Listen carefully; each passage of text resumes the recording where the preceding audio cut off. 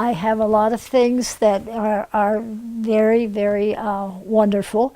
There are some wonderful ways that we find them, and they just seem to appear in here. People bring them in. Can you tell me what this is? And yes, I can.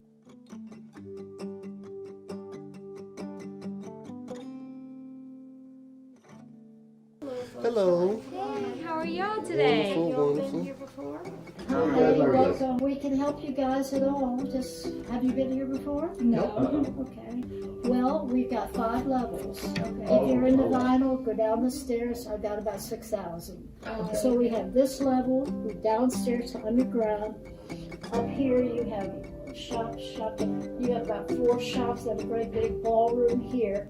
And then to see the furniture, which is dropped in wonderful, man coming in Saturday morning who wants it all. But anyway, go around the corner, down the steps, left and right, you'll see some fabulous stuff. Okay.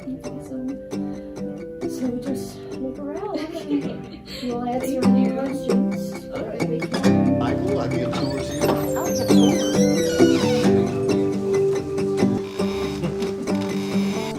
1800s Holy Bible that has the actual brass corners on it and brass clasps. I am the manager of the bookstore here at Calico Antiques Mall, and I've come in for Miss Dorothy and I've redone her entire bookstore. Created several different themes, put together several different encyclopedia novels and volumes. Everything from William Shakespeare to Kipling to Somerset Maugham, Funko Wagnalls, Thackeray works. I got National Geographic magazines going back all the way to the 80s in order. I mean, unique, rare, and antique books. That's what I do. It was last August. I came across some antique items that I was trying to get a value on. And I stopped by and she gave me some advice. And while I was talking to her, I was looking at the book room. I kept looking at the book room while I was talking to her because I'm like, wow, we need some help up in there. And as we just continued talking, she was fascinating me with the things that she had in here. And it was very interesting with the items that I had and the information that she gave me. She's a wealth of knowledge. But I kept looking at the book room. So finally, when I asked her about it, she said, I really need some help up in there. I really do. And I was like, yeah, you really do. And she was like, one day I'm going to find somebody. And I said, well, you know what? Maybe we can do something now. And I've been coming in ever since. I give tours. And, I've never been in antiques before. And so I find everything here fascinating. I mean, it's intriguing.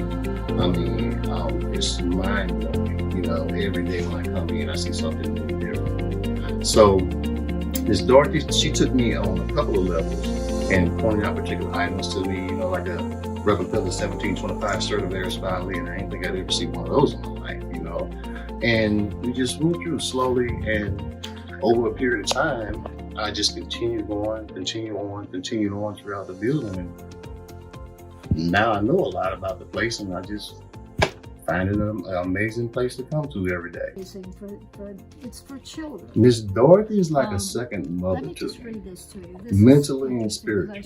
Okay, she really is. I find her, again, she has a vault of information that astounds me, really and truly.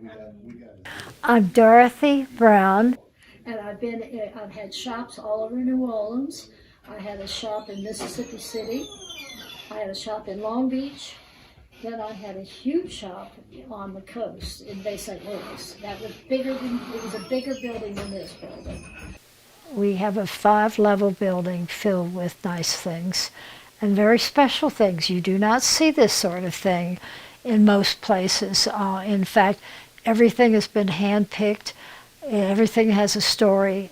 Some things are 500 and 600 years old, but we have, I can remember almost every piece that we've brought in, where it came from, who were the people we worked with, what house or what building it came out of.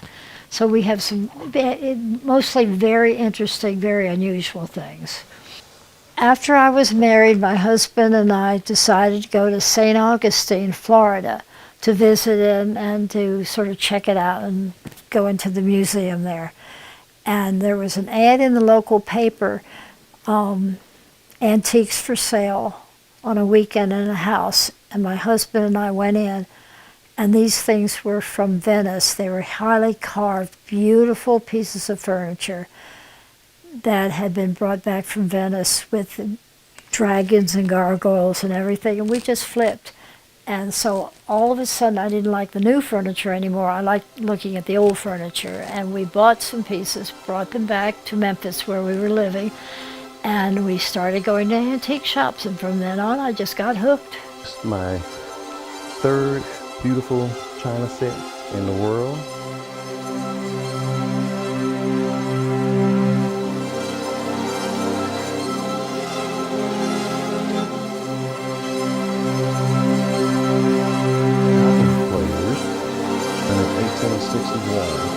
This one came out of a copy out of Farmer's Weekly magazine.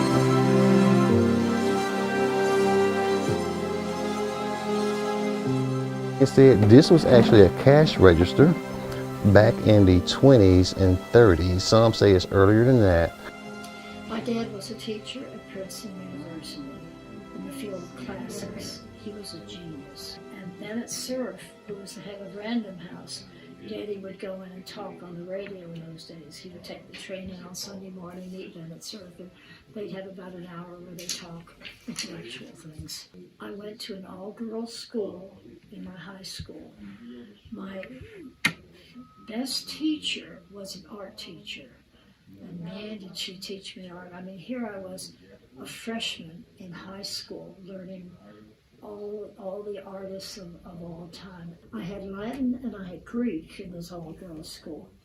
Then it was time to go to college, and I got the New Jersey Regional Scholarship and was accepted at Vassar. I stayed there for 2 years. It was an all-girls school. I didn't really like it, very snobby. And so 2 summers I was with my dad over in Rome because he was the director of the American Academy, and the American Academy did all the classics in Rome every summer for teachers. So I went over there and I did his first summer. We motorcycled up to Paris, and I decided I did not want to go back to Vassar at all.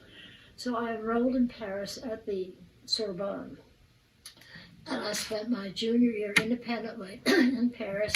I bought myself a little Vespa scooter, went all over. I went to Versailles and Limoges and went to Fontainebleau, which was, of course, Napoleon's place with Josephine.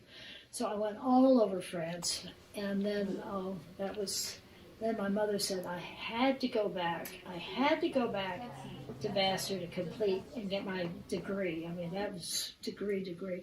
So anyway, I went into New York, got immediately a job with TWA.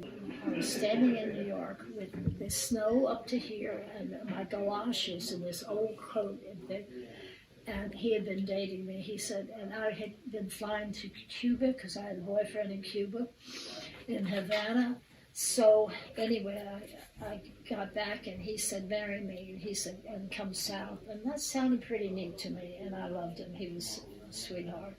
So I married him. We had our honeymoon in India, and he was on this big ship, and I had to climb up the ropes with high heels. And in those days, the skirts were, these billowy skirts. Oh my gosh. But anyway, I had my honeymoon in India, came back, and we settled in Memphis. We were in Nashville, we were on the Gulf Coast, and then I started going into the antique business.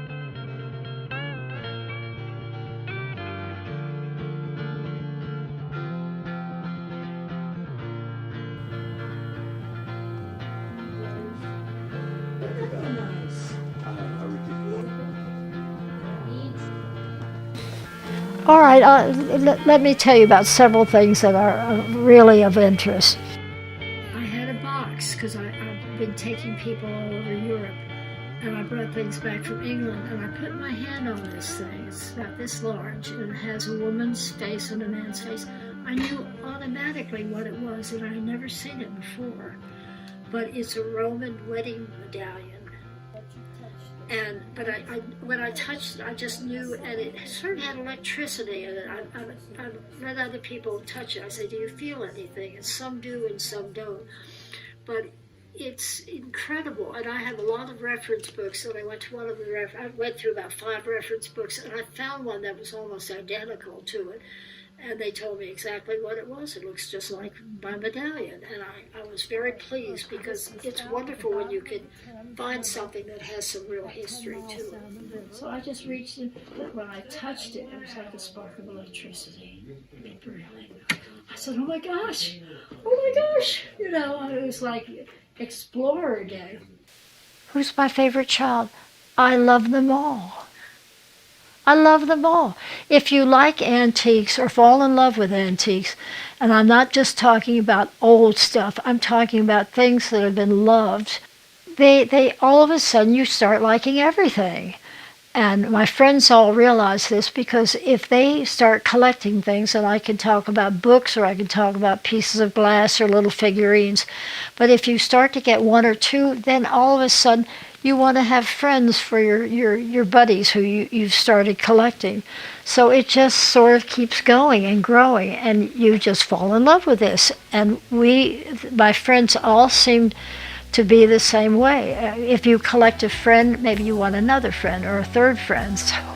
So collecting is absolutely a disease.